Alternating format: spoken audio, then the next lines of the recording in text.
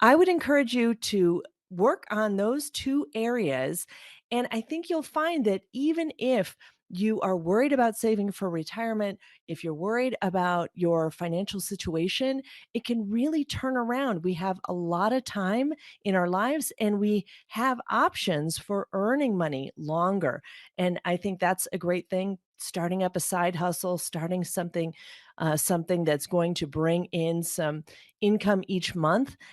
even into your 70s and 80s is a great way to mitigate that risk around saving enough by the time you're 65 and time to retire, whatever retirement means.